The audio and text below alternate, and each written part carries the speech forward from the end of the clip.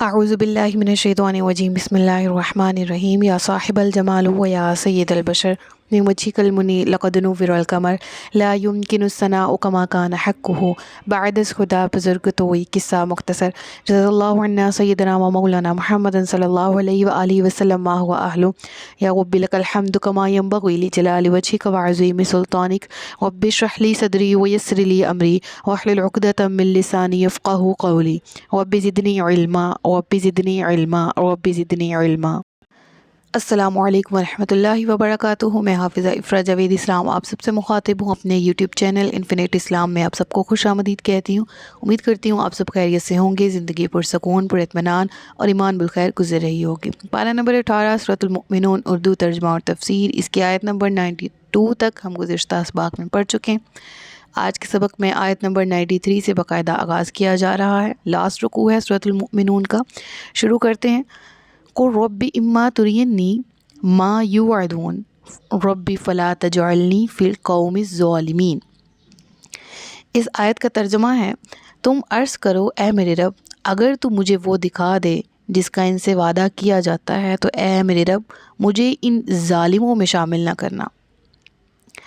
यहाँ पर नबी पाक सल्लल्लाहु अलैहि वसल्लम को जो बातें वही की गईं और इस रुकू में आइंदा आगे आने वाली आयात में भी जो चीज़ें मज़कूर हैं वो दरअसल आका अलैहिस्सलातु वस्सलाम की तरफ वही तो की गई। और आका अलैहिस्सलातु वस्सलाम ने ये जो दुआएं इरशाद फरमाई ये आपकी रब्बुल आलमीन की बारगाह में आजिज़ी को, इनकिसारी को ज़ाहिर करते हैं। और ये ज़ाहिर करते हैं कि अम्बिया अगरचे मासूम होते हैं लेकिन उम्मत को राह दिखाने के लिए, सिखाने के लिए, समझाने के लिए वो अपनी सुन्नत छोड़ जाते हैं।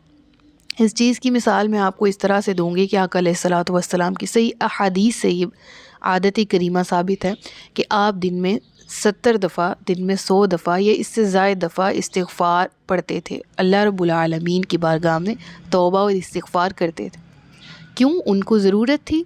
नहीं, वो मुक़र्रबीन बारगाह इलाही हैं और उनको कुरान करीम ने ख़ुद उनकी सदाकत की, तहारत की गवाही दी। और उसका ज़िक्र सूरह यासीन में भी मौजूद है, अला सिरात मुस्तकीम। यानी रब्बुल आलमीन ने यासीन हरूफ मुक़त्तआत उसके बाद कहा वल कुरआनिल हकीम, इस कुरान की कसम, इस कलाम की कसम, इन्नका लमिनल मुरसलीन, ए हबीब आप बेशक मेरे पैगम्बरों में से हैं। अला सिरात मुस्तकीम, सीधे रास्ते पर हैं। बिल्कुल इसी तरह से कुरान करीम में आपको रहमतुल लिल आलमीन का लक़ब भी दिया गया, तमाम जहानों के लिए रहमत।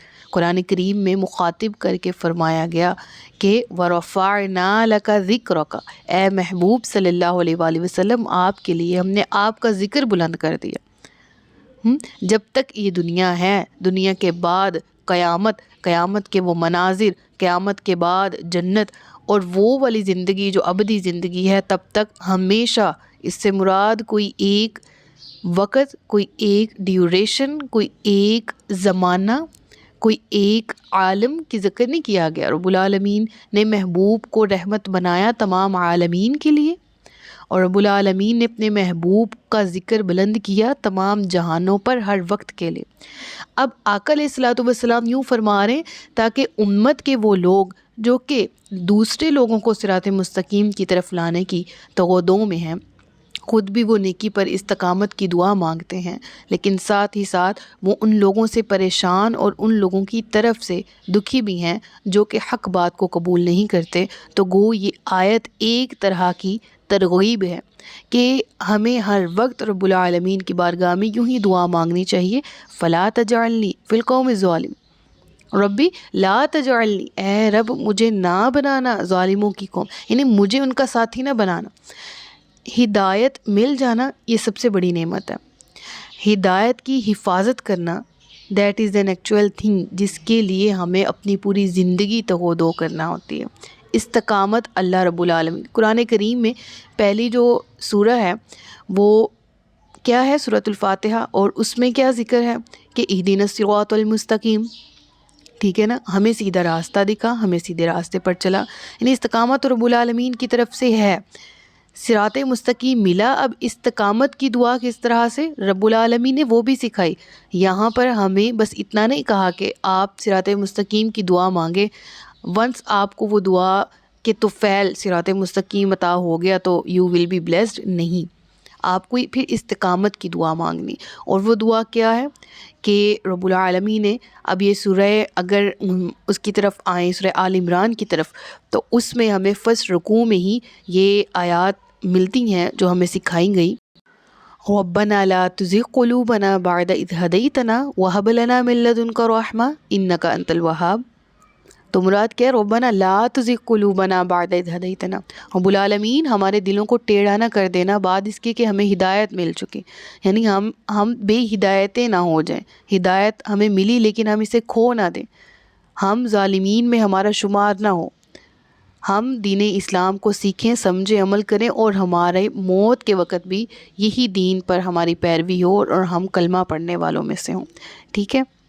تو اس آیت میں جو رب العالمین نے اپنے حبیب کو وحی فرمایا اور ان کو خطاب کر کے جو دعا سکھائی گئی، تو اس کے طفیل ہمیں یہ بات یقینی طور پر معلوم ہونی چاہیے کہ اللہ اپنے حبیب صلی اللہ علیہ وآلہ وسلم کو ہرگز کفار کا ساتھی نہ بنائے گا. اس کے باوجود رسول کریم صلی اللہ علیہ وآلہ وسلم کا اس طرح دعا فرمانا عاجزی اور بندگی کے اظہار کے طور پر ہے. اسی طرح انبیاء معصومین علیہم الصلاۃ والسلام استغفار کیا کرتے تھے، حالانکہ انہیں اپنے مغفرت اور اکرام خداوندی کا علمی یقین ہوتا تھا. تو یہ سب تواضع اور اظہار بندگی کے طور پر ہے. اب اس کے بعد جو مزید آگے دعائیں آتی ہیں ان کی طرف بھی چلتے ہیں. رب العالمین پھر ان کو فرما رہا ہے، اگلی آیت دیکھیں، آیت نمبر 95 ہے، اور بے شک ہم اس پر قادر ہیں کہ تمہیں وہ دکھا دیں جس کا ہم انہیں وعدہ کر رہے ہیں. یعنی رب العالمین سے کوئی بھی چیز اس کی بارگاہ میں بعید نہیں ہے کہ وہ کیوں نہیں کر رہا. جس طرح کفار جو ہیں وہ کہتے تھے کہ وہ عذاب جس کا وعدہ ہم سے کیا جا رہا ہے وہ آ کیوں نہیں رہا، وہ عذاب لے آئیے جس سے آپ ہمیں ڈرا رہے ہیں. تو رب العالمین اس آیت کی روح سے اگر ہم اس کی تفسیر دیکھیں تو فرما یہی رہا ہے کہ مجھ پر کوئی بعید نہیں ہے، میرے لیے کوئی مشکل نہیں ہے، میں آپ کو دکھا دوں وہ عذاب جس کا ان سے وعدہ کیا گیا ہے ان پر ضرور نازل ہو کر رہے. ادفع باللتی ہی احسن السیئہ نحن اعلم بما یصفون. یہ آیت دور حاضر میں ہمیں کیا سکھاتی ہے؟ ہم اگر نبی پاک صلی اللہ علیہ وآلہ وسلم کی کل زندگی کو آقا علیہ الصلوۃ والسلام کی بہت بڑی بات کہنے لگی ہوں میں، اگر ایک ورس میں جمع کریں اور ورس کے بھی تقریباً پہلے ہاف حصے میں ادفع باللتی ہی احسن السیئہ، تو ہمیں آقا علیہ الصلوۃ والسلام کی سنت سے، ان کی سیرت سے یہ بات واضح ہو جاتی ہے کہ وہ قرآن کی اس ورس پہ کس طرح سے عمل پیرا تھے اور ان کی پوری زندگی ہمیں کیا سکھاتی ہے. اس ورس کو اگر ہم سیکھ پائے تو یقیناً زندگیوں کو بدلنے کے لیے یہ کافی ہے. کہیں گندگی ہے تو اس کو پانی سے صاف کیا جاتا ہے، کہیں خون کے دھبے ہیں تو پانی سے اس خون کے دھبوں کو صاف کیا جاتا ہے. اگر ہم اس گندگی پر مزید گندگی ڈالیں گے تو وہ صفائی نہیں بلکہ مزید کام خراب ہوگا، مزید گندگی کی طرف وہ چیز جائے گی. مثال دے رہی ہوں، بالکل اسی طرح دنیاوی ریلیشنز میں ہم سم ٹائمز کسی کا جو ایل بیہیویئر ہوتا ہے ہماری طرف، اس کا بدلہ لینے کے لیے اس سے برا کرتے ہیں کہ اس کی جرت کیسے ہوئی، میں تو اینٹ کا جواب پتھر سے دیتی ہوں، بھئی میری عادت ہے. میں نے پھر بتا دیا کہ بھئی تم نے کس سے پنگا لیا، یہ ہم سب کی عادتیں. پھر یوں ہوتا ہے کہ وہ سامنے والا جس سے وہ پھر بدلے کا ایل ٹریٹمنٹ کیا جاتا ہے وہ بدلے میں مزید برا کرتا ہے، اور یہ برائی جو ہے وہ اس کا خاتمہ نہیں ہوتا بلکہ اس طرح وہ سپریڈ ہوتی ہے، پھیلتی ہے. نبی پاک صلی اللہ علیہ وآلہ وسلم کا ارشاد گرامی ہے کہ میرے رب نے مجھے خود ادب سکھایا اور ادب سکھانے میں کمال کر دیا ہے. اور اگر اس آیت کو دیکھیں تو آقا علیہ الصلوۃ والسلام کی ساری حیات طیبہ کی عملی تصویر ہے.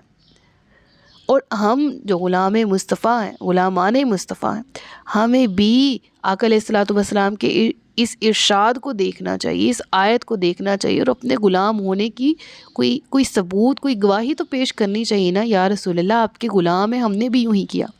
آقا کی زندگی پہ اگر غور کریں تو آقا علیہ الصلوۃ والسلام نے اب ساری زندگی عفو درگزر سے گزار، یعنی ادفع باللتی ہی احسن سیئہ، سب سے اچھی بھلائی سے برائی کو دفع کرو. یعنی کہ کتنے لوگوں نے آپ کے ساتھ برا کیا اور آپ نے بدلے میں کیا کیا؟ عفو سے، درگزر سے کام لیا، معاف کیا. اللہ معاف کرنے والوں کو پسند کرتا ہے. اب اس کی مثالیں بے شمار ہیں. اگر دیکھا جائے تو آقا علیہ الصلوۃ والسلام کے جو چچا ہیں ان کا غزوہ احد میں حضرت حمزہ کو شہید کیا گیا اور ہند اس کے کہنے پہ شہید کیا گیا، اور آقا علیہ الصلوۃ والسلام نے ہند کو بھی معاف کیا فتح مکہ کے موقع پر. بالکل اسی طرح سے وہ جو شخص تھا جس نے ہند کے کہنے پہ حضرت حمزہ کو شہید کیا تھا، حضرت وحشی، جو کہ بعد میں ایمان لے آئے تھے رضی اللہ تعالیٰ عنہ، انہوں کو بھی آقا علیہ الصلوۃ والسلام نے معاف کیا. بالکل اسی طرح سے آقا علیہ الصلوۃ والسلام کے اپنے بہت سے ایسے واقعات ہیں کہ وہ جب ہجرت مدینہ کر کے جا رہے تھے، غار ثور میں تھے، اور سراقہ بن جوشم جس کو 100 اونٹوں کا وعدہ دے کر وہ اسی لالچ میں بھیجا گیا تھا کہ آقا علیہ الصلوۃ والسلام کو پکڑ لے، آقا علیہ الصلوۃ والسلام کو نقصان پہنچائے، شہید کرے، ایسے میں وہ آپ کے پیچھے آتا ہے، آپ نے اس کو بھی امان لکھ دی. ایسے بے شمار واقعات ہیں کہ بہت سے لوگ آپ پر حملہ کرنے کے لیے آئے، لیکن آپ نے ان کو معاف بھی کیا. نہ صرف بلکہ وہ آپ کی اخلاق حسنہ کو دیکھ کر کلمہ بھی پڑھ کے مسلمان ہوئے. لہٰذا میں آقا علیہ الصلوۃ والسلام کی زندگی سے ملتا ہے یہ تمام کے تمام لیکچرز، اسباق ملتے ہیں کہ معاف کر دینا چاہیے. اگر کوئی برا کرتا ہے تو اگنور کریں، اس امید پر کہ ہم اگنور کر رہے ہیں، ہم معاف کر رہے ہیں، تو اس میں بہتری آئے گی انشاءاللہ. اور ضرور کوئی شخص اگر دل رکھنے والا موجود ہے اس دنیا میں تو وہ ضرور یہ سوچتا ضرور ہے لمحے بھر کو کہ میں نے اتنا غلط کیا اور اس کا ریئیکٹ نہیں ہے، میں نے اتنا اس کے ساتھ برا بیہیو کیا اور اس کا پھر بھی میرے ساتھ پازیٹیو. اور پھر یہ بھی ایک اور اہم بات، ہم پھر اپنے کسی دنیاوی پرپس کی غرض سے اس شخص کے ساتھ پھر بھی اچھے رہتے ہیں اور سمجھ رہے ہوتے ہیں کہ ہم نیکی پر ہیں. تو اس چیز کو میں کیسے ایلیبریٹ کروں کہ ہم وہ شخص جو برا کر رہا ہے دنیا داری نبھانے کے لیے یا اس کے ساتھ مزید آگے ہمیں پتہ ہے رہنا اس کے ساتھ ہے، تو ہم اس کے ساتھ اچھے بنتے ہیں اور ہم سمجھتے ہیں کہ ہم نے نیکی کی ہے. ہم سمجھتے ہیں کہ ہم نے تقوی اور پرہیزگاری سے اس کے ساتھ ابھی بھی رہ رہے ہیں، ہم نے مڑ کے اس کو جواب نہیں دیا. دیٹ مینس کہ ہم تقوی کے اپر لیول پر بیٹھے ہوئے ہیں. ہم سے یہ والی جو بات ہے اس کی تو مطلب خود اپنی تعریف اور پھر لوگوں کو بھی تعریف کرنی چاہیے کہ میں پھر بھی اس کے ساتھ بنا کے رکھی ہوئی ہے. اس کی مثال بالکل منافقت جیسی ہے، اور بالکل سورہ کہف میں جو آیت ہم پڑھ کے آئے تھے نا کہ قُلْ هَلْ أُنَبِّئُكُم بِالْأَخْسَرِينَ أَعْمَالًا، کہ میں کیا تمہیں خبر دوں اس شخص کی جس کے سارے اعمال برباد ہو گئے. وہ لوگ جن کی ساری زندگی دنیاوی کوششوں میں رہ گئی اور وہ سمجھ رہے تھے وہ نیک کام کر رہے.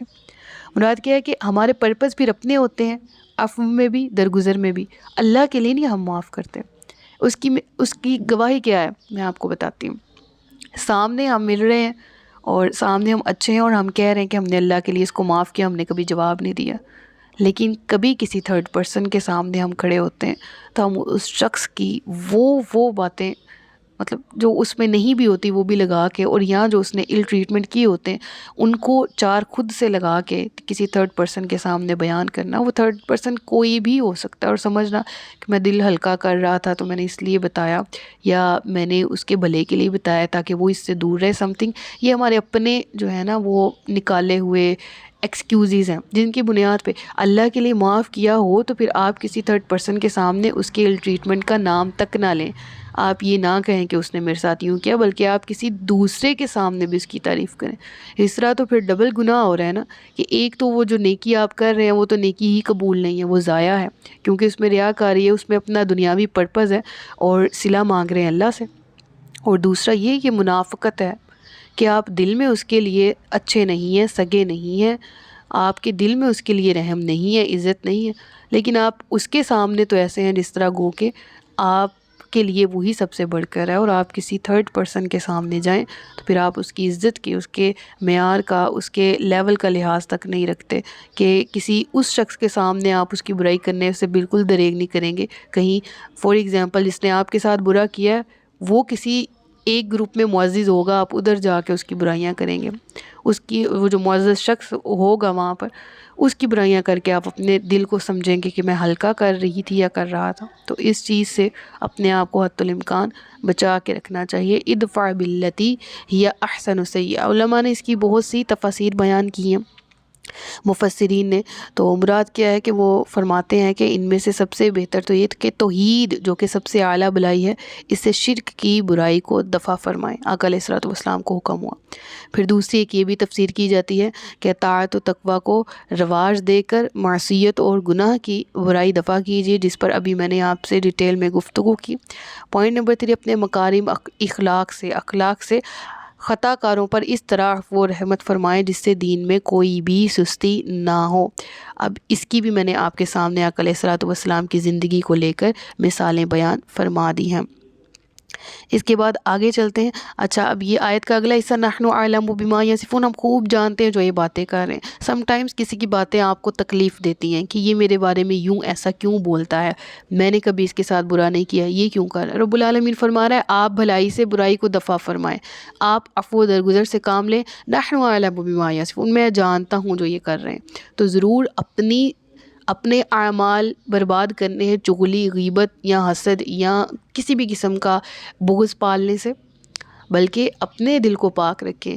الا من اتى اللہ بقلب سلیم، وہ قلب سلیم ساری زندگی آپ اپنا رکھیں، وہ پاک صاف دل جو رب العالمین کی بارگاہ میں جائے تو یو ول بی بلیسڈ. اس دن یو ول بی پلیزڈ کہ وٹ ایور یو ہیو، اور وہ جو آپ کو چیز ملے گی وہ کیا ہے کہ وہ جنت ہے، وہ جنت کے بالا خانے ہیں، وہ رضا الہی ہے. اور وہ پھر آپ کو سمجھ آئے گی کہ دنیا میں تو کچھ بھی نہیں جھیلا لیکن بدلہ بہت اچھا مل گیا، اور الحمدللہ آج ہم کامیاب ہوئے. اولئک هم الفائزون، یہی وہ لوگ ہیں جو کہ کامیاب ہونے والے. ٹھیک ہے، تو دنیا کی یہ ہارڈشپس کو دل پہ نہ لگایا کریں. اچھا، اب آگے پھر دعا سکھائی گئی، اور تم عرض کرو اے میرے رب میں شیطانوں کے وسوسوں سے تیری پناہ میں آتا ہوں، اور اے میرے رب میں تیری پناہ مانگتا ہوں اس سے کہ وہ شیطان میرے پاس آئیں. ٹھیک ہے، اب یہاں پر جو آیات ہمیں سکھائی گئی ہیں نا، یہ سٹارٹ کہاں سے ہو رہی ہیں کہ وَقُلْ رَبِّ اعوذ بک من ہمزات الشیاطین واعوذ بک رب ان یحضرون. یہ آیت جو ہے اس کا ورد کیا کریں. سم ٹائمز مجھ سے بھی بہت حضرات پوچھتے ہیں کہ وسوسے آتے ہیں، الٹے سیدھے خیالات آتے ہیں، غصہ بہت آ جاتا ہے، یا ایسا شخص جس کو غصہ آتا ہے اس کے لیے کیا کیا جائے. تو موسٹلی علماء تعوذ ہی جو ہیں وہ ریکمینڈ کرتے ہیں، تعوذ کا ورد کریں اور زیادہ سے زیادہ پڑھیں. تو یہ بھی اسی سے ہم مفہوم آیت ہے. اور اس کو وَقُلْ رَبِّ، یہ وَقُلْ اگر آپ اس کو دعا میں شامل نہ کریں، صرف یہاں سے رَبِّ اعوذ بک من ہمزات الشیاطین واعوذ بک رب ان یحضرون، اس کا ورد کیا جائے. کیونکہ آقا علیہ الصلوۃ والسلام کے ذریعے، یعنی رب العالمین نبی کریم صلی اللہ علیہ وآلہ وسلم کے ذریعے اپنے بندوں کو ہر قسم کے شیطانوں کے شر سے پناہ مانگنے کا طریقہ تعلیم فرما رہا ہے. ٹھیک ہے، اور یہاں ہمزات لکھا گیا، حمزہ کے جمع ہے. اس کے معنی کیا ہیں کہ زبردست جھٹکا، یعنی شیاطین کی طرف سے وسوسہ اندازی جو ہوتی ہے وہ شدید اور سخت بھی ہوتی ہے بعض اوقات، کہ انسان سوچتا ہے کہ میں اپنے ایمان کی حفاظت کر پاؤں، میں اپنے اعمال کی حفاظت کر پاؤں، کہیں یہ شیاطین مجھ سے میری نیکیاں ضائع نہ کروا دیں، مجھے گناہوں میں اس قدر آگے نہ لے جائیں کہ مجھے گناہ حسین لگنے لگے.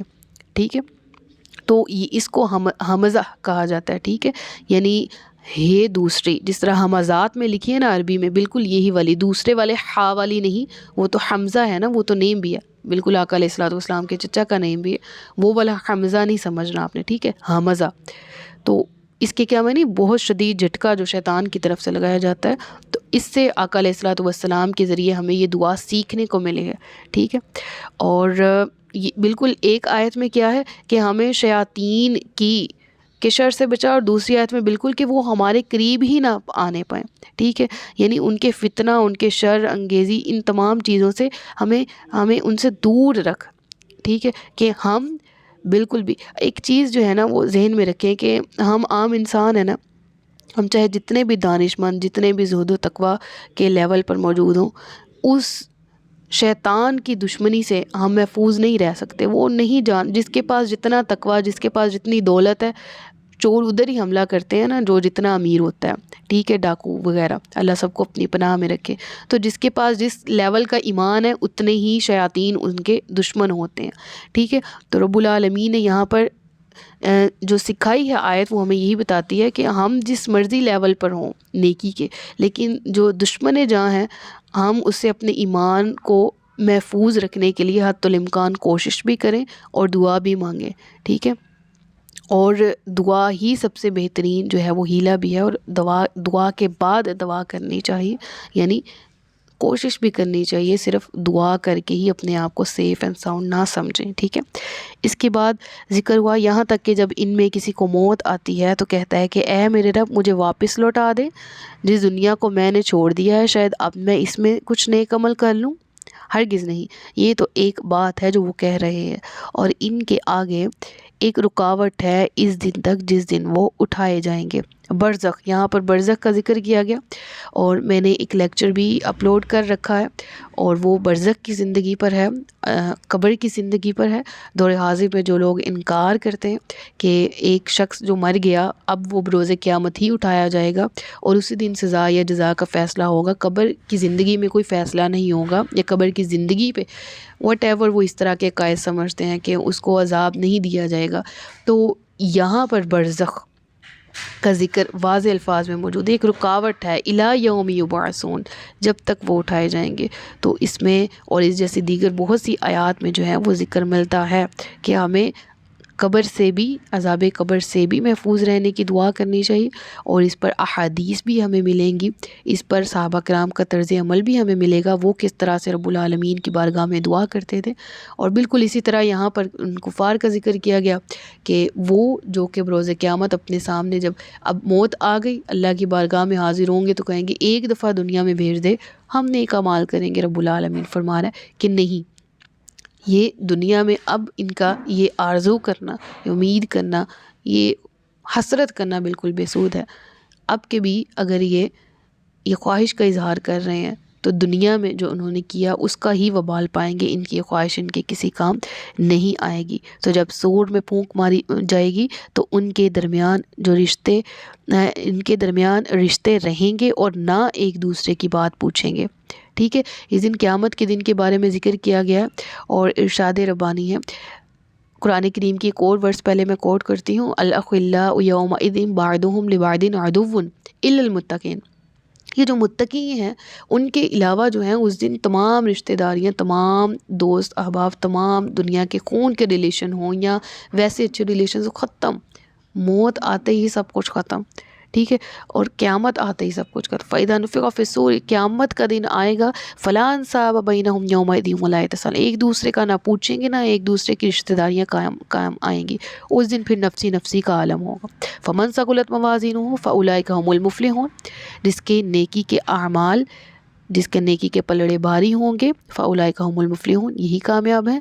وَمَنْ خَفَّتْ مَوَازِينُهُ فَأُولَئِكَ الَّذِينَ خَسِرُوا أَنفُسَهُمْ فِي جَهَنَّمَ خَالِدُونَ، کہ جن کے نامہ اعمال جو ہیں وہ برائیوں سے بھاری ہوئے اور نیکیوں والا پلڑا ہلکا ہوا، تو یہی وہ لوگ ہیں جنہوں نے اپنی جانوں کو خسارے میں ڈال دیا اور وہ جہنم میں، دوزخ میں ہمیشہ ہمیشہ رہیں گے.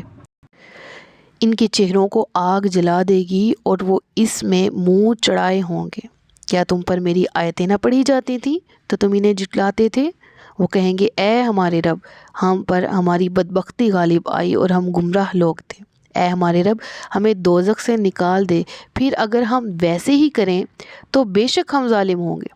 اللہ فرمائے گا دھتکارے ہوئے جہنم میں پڑے رہو اور مجھ سے بات نہ کرو.